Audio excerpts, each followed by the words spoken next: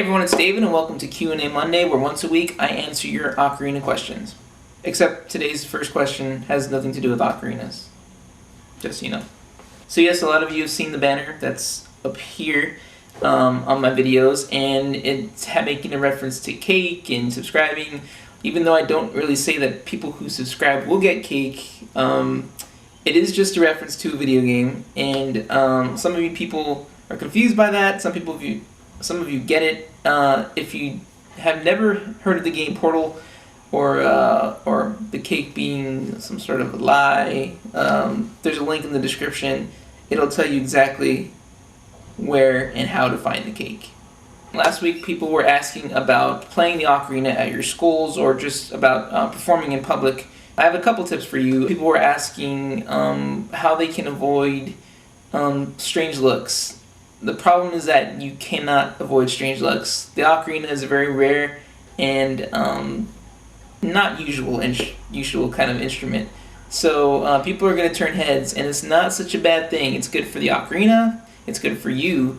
If you're practicing your songs that you played, most likely you're going to get compliments for them. So just make sure that you practice the songs that you want to perform out in public, and most likely you're going to definitely get some positive interest your way. If the problem is that they're looking at you because you have some strange noises coming out of your ocarina, it might be because your ocarina is not a particular good one, unfortunately. If you have what we call a Peruvian ocarina or South American ocarina, or even a plastic one like this one, which is like a $5 ocarina, they don't play very well. I can, in fact, play this for you really quick, and you can see the best that it can sound, the best that I can play it anyway.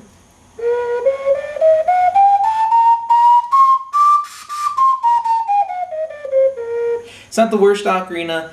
It's definitely not the best, and this one is just so difficult to play. But if you're looking for a very good quality yet very affordable plastic ocarina, if you go to songbirdocarina.com, they have two different styles of Folk-Link ocarinas, which is a brand that is carried by Songbird Ocarinas. One is the Soprano 12-hole ocarina, which comes in a variety of colors, which is $13, and this one right here, which is an Alto C 12-hole, which is I think about $24, $25. And I can play this one for you really quickly.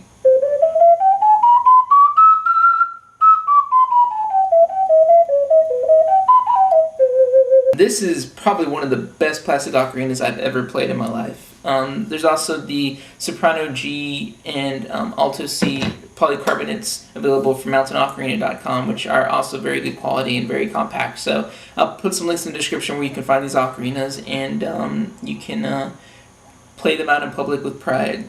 Secondly, people were asking about fingering exercises, ways to improve the speed of your playing, as well as the accuracy and finger dexterity. And I can definitely recommend a few things. If you're familiar with music at all, you've probably heard of something called a major scale.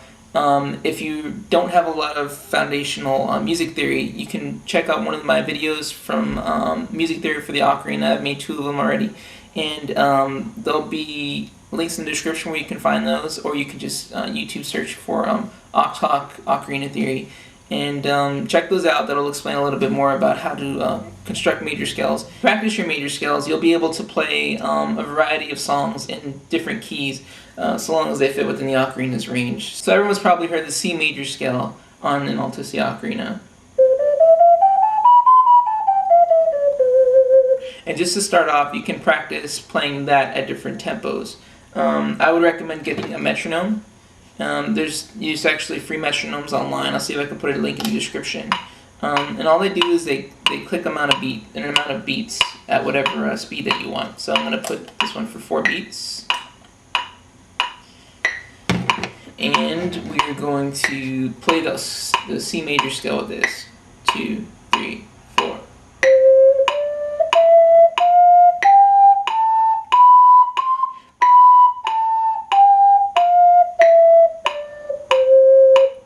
That simple. And then we can actually increase the speed. And the faster you go, you definitely want to make sure that you master it, the major scale, whatever you're playing, at the previous tempo before you move it up a little bit. So this is 112 beats per minute. 3, 4.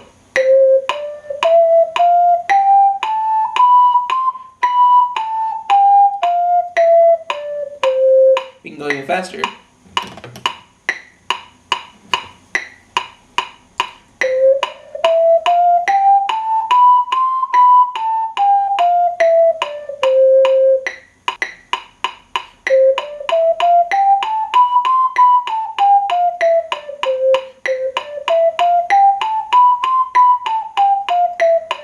Anytime that you feel like you've mastered that particular tempo or that scale, you can increase the speed or just learn a completely different scale altogether, like the D major scale.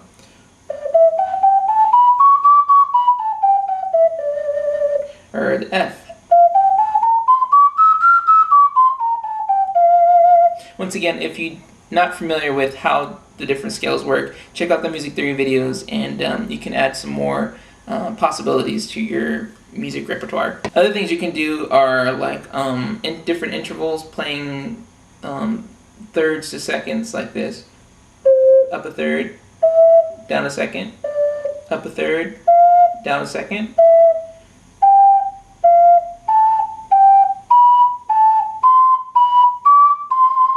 Then just go faster and faster. There are a few books I would recommend if you're really interested in improving your ocarina playing.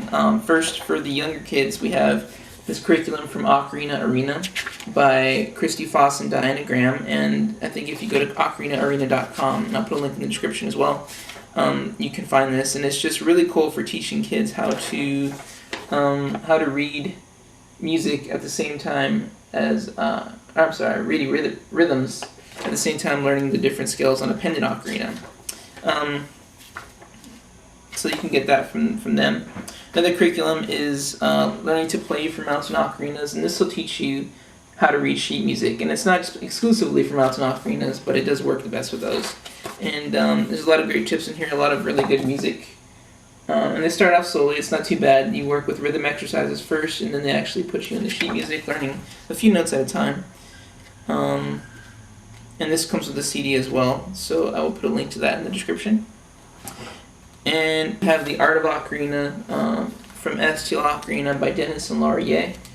And this says it's for C major 12-hole ocarinas, but it works with other ocarinas as well. It does have fingering specifically for transverse ocarinas shown in the book, along with their corresponding pitches on the staff.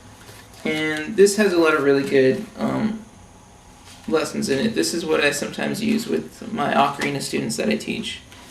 And then there's a second volume for double ocarina. So you have mountain ocarinas, pendant ocarinas, transverse ocarinas. They all work equally well with each other, with the exception of the Ocarina Arena. And finally, you have this, which I feel like is probably the best curriculum available online, as well as from the Ocarina Werkstatt in Europe. This is the Mezzozetti Ocarina Tutor. The Mezzozetti brothers were ocarina makers in the late 1800s after Giuseppe Donati, and this has just a lot of professional exercises and musical pieces, and they go through all sorts of different keys, and they kind of expect you to know a little bit at the beginning of music theory. So you can actually download this for free. I'll put a link to that in the description, and you can also buy it from the Ocarina Werkstatt, and I'll put a link to that as well. Finally, Video Gamer Boyman wanted to know if I could make an Ocarina Hero game.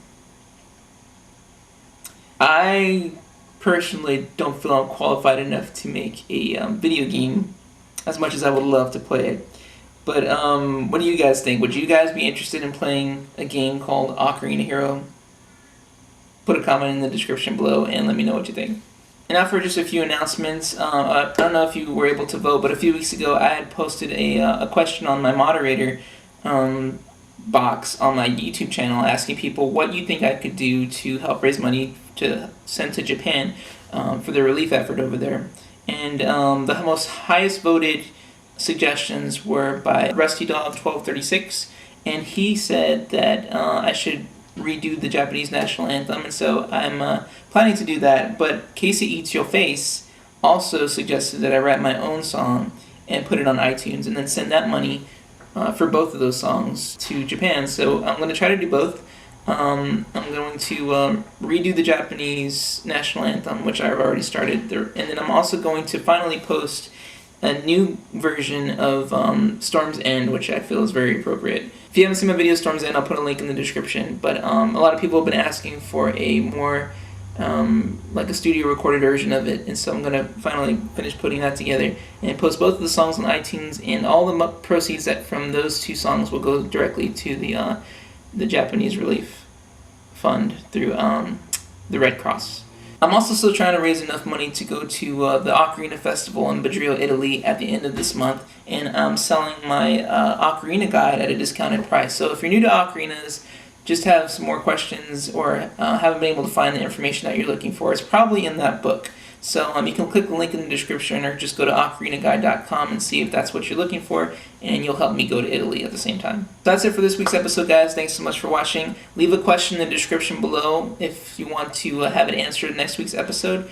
Don't forget to subscribe so you can know when these videos come out, and also stay tuned for an Ocarina review this coming Wednesday. Thanks, guys, for watching. Click one of these playlists that are about to pop up, and I'll see you guys next week.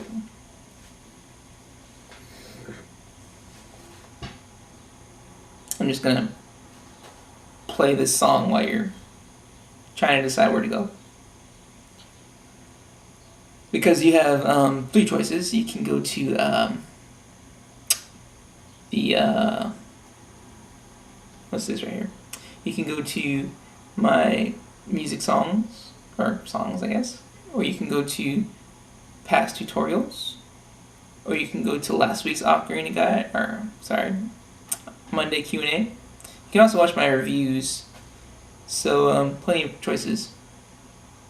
Yeah, I'm just gonna play it while you're deciding.